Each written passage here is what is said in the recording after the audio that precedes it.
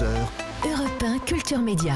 Philippe Vandel. Bonjour Rémi Jacob. Bonjour Philippe et Valérie, bonjour. À tous. Je salue Valérie également. Rémi, au sommaire de votre journal des médias. Un journaliste de Brut qui porte plainte auprès de l'IGPN, le gouvernement qui accorde une aide exceptionnelle à la presse écrite, et puis Anne Roumanoff qui fera le show samedi soir sur C8. On l'entendra dans un instant sur Europe 1.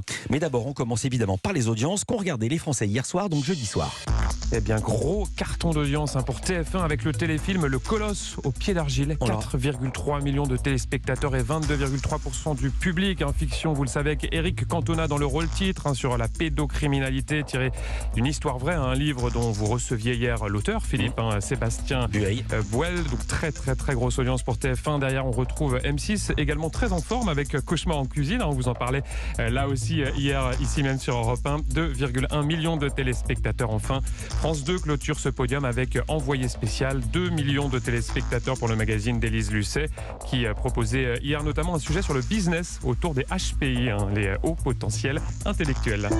Europe 1, le journal des médias. Le journaliste de Brut, Rémi Buisine, porte plainte auprès de l'IGPN, la police des polices. Oui, cela fait suite à des coups reçus durant la manifestation parisienne du 1er mai. Sur une vidéo qu'il a postée hier sur Twitter, on voit un policier lui donner un coup de matraque dans l'épaule. Lui est au sol avant qu'un second ne lui mette un coup de pied dans la tête. Son employeur, le média en ligne Brut, a indiqué qu'il se constituera partie civile par solidarité et, je cite, compte tenu du préjudice subi. Le gouvernement accorde une aide exceptionnelle à la presse. Oui, une aide instaurée par un décret publié hier au journal officiel. Objectif, compenser les coûts liés à la guerre en Ukraine et notamment la flambée du prix du papier. En un an, la tonne de papier est passée de 400 € à 1 000 €, soit plus du double.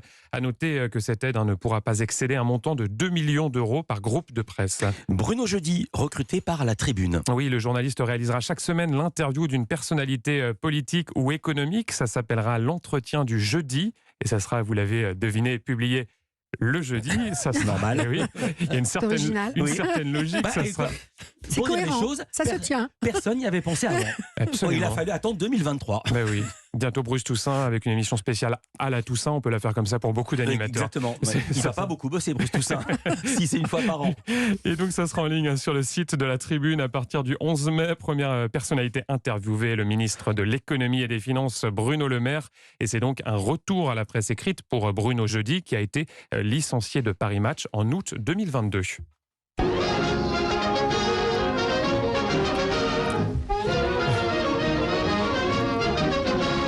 Ce générique nostalgique annonce une bonne nouvelle. Les salles de cinéma retrouvent des couleurs. Avec des niveaux de fréquentation qui reviennent à ceux que l'on connaissait avant la crise du Covid. C'est une grande première depuis la réouverture des salles en mai 2021. C'est ce que nous apprend le CNC, le Centre national de la cinématographie.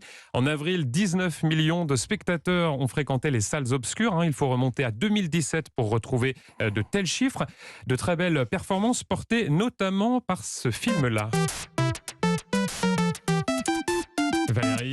Oui, Mario Bros. Super Mario Bros. C'est presque 5 millions de spectateurs. Autre carton au box-office, on vous en parlait hier ici même sur Europe 1. Les Trois Mousquetaires avec 2,3 millions d'entrées. La sortie de Blanche Gardin, qui concerne l'émission LOL qui ressort, continue de faire parler. L'humoriste a publiquement dévoilé, vous le savez, il y a 15 jours, son refus de participer à ce programme d'Amazon. LOL saison 3, ça commence maintenant. Évidemment, interdiction de rire. Interdiction de rire, c'est le principe du programme. Blanche Gardin qui affirme qu'on lui a proposé 200 000 € pour y participer. Et son long message posté sur Facebook n'a pas été du tout du goût de certains anciens participants. C'est ce qu'on découvre dans une enquête de Paris Match qui lui est consacrée. Sous couvert d'anonymat, l'un d'entre eux s'offusque. C'est dégueulasse, explique-t-il. Elle passe pour une sainte et nous fait passer pour des salauds qui prennent l'argent. D'autant que ce ne sont pas les sommes annoncées. Et de conclure avec cette question, elle le prendrait comment si on balançait ce qu'elle gagne sur scène? Au passage, le comédien Fabrice Eboué, comédien humoriste, a annoncé qu'il avait refusé de participer à l'émission. Le youtubeur Squeezie a annoncé une seconde édition de la course automobile qu'il a créée, une vraie course automobile, le GP ou le GP, Grand Prix Explorer. Une course de Formule 4 bien particulière puisqu'elle voit s'affronter des influenceurs du web sur la piste du circuit Bugatti au Mans. En octobre dernier, la première édition avait battu les records d'audience sur Twitch, la plateforme vidéo sur laquelle elle avait été diffusée en direct. 1 million de spectateurs en simultané, c'est énorme, c'est plus que beaucoup de chaînes de la TNT, de télévision. La seconde édition aura donc lieu le 9 septembre prochain et pour se mettre déjà dans l'ambiance, Squeezie a dévoilé un premier aperçu. Vous nous avez fourni un spectacle inoubliable. Incroyable ce qu'on a vécu. C'était le GP Explorer. Merci d'être venu et à bientôt. Bravo à tous les pilotes. Vous nous faites un super spectacle depuis le début. Ça va pas s'arrêter là. C'est toujours la guerre, la bataille pour la première place. Quelle course de dingue! Et vous, Philippe, est-ce que vous aviez regardé la première édition ? Je l'ai vu après, j'ai vu le résumé. Au début, j'avais cru que c'était une course virtuelle. Donc j'ai tellement pas compris. Comme on voit pas bien la qualité de l'image et même la qualité des images virtuelles est tellement bonne qu'on sait pas si c'est des vrais ou des fausses, pas des F1, c'est des F4. Mais quand même, c'est pas mal. Et du coup, je vais vous le dire, je vais regarder la prochaine. Bonsoir. Je suis très heureuse d'avoir 35 ans. Oui, de carrière, ça va, on sait, j'ai 50 ans, 57 ans, ça va. On a tous évidemment reconnu la voix d'Anne Roumanoff. Anne sera à l'honneur demain soir sur C8. Avec ce spectacle dont vous avez entendu un extrait, un spectacle où elle fête ses 35 ans de carrière. Ça s'appelle Anne Roumanoff & Co s'amuse. Ça a été tourné en décembre dernier sur la mythique scène de l'Olympia. Et je laisse la maîtresse de cérémonie nous en faire la présentation. Elle est au micro d'Europe 1 Culture Média.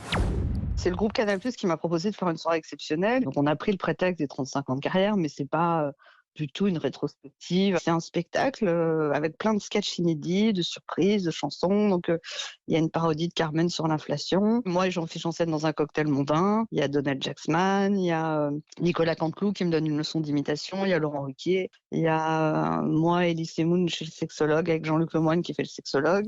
Et Jean-Luc Lemoyne qui joue les sexologues, vous l'avez entendu, avec comme passion le couple Anne Roumanoff et Elie Semoun. Je suis sûr que chez vous, ça vous intrigue, ça, chers auditeurs d'Europe 1. Vous avez évidemment envie d'en entendre un petit extrait. Bien, ça tombe bien, c'est prévu.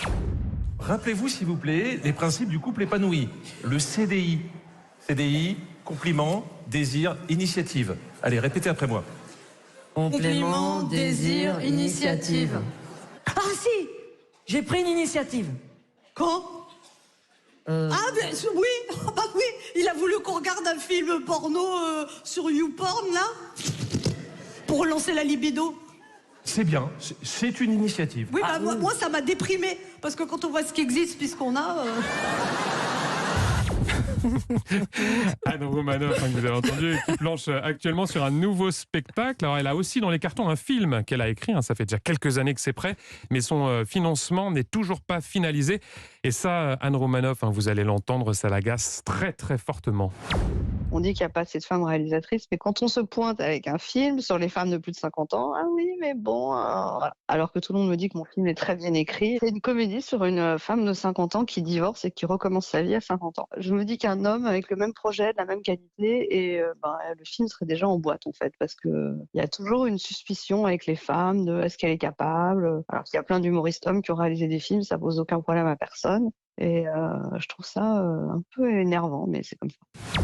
Anne Roumanoff au micro d'Europe 1 Culture Média. En attendant que son film se fasse, vous pouvez en tout cas la retrouver à la télévision avec ce spectacle baptisé Anne Roumanoff & Co s'amuse. C'est demain soir sur C8 et c'est à 21h15. Merci beaucoup Rémi Jacob, bon week-end et à lundi pour un nouveau journal des médias.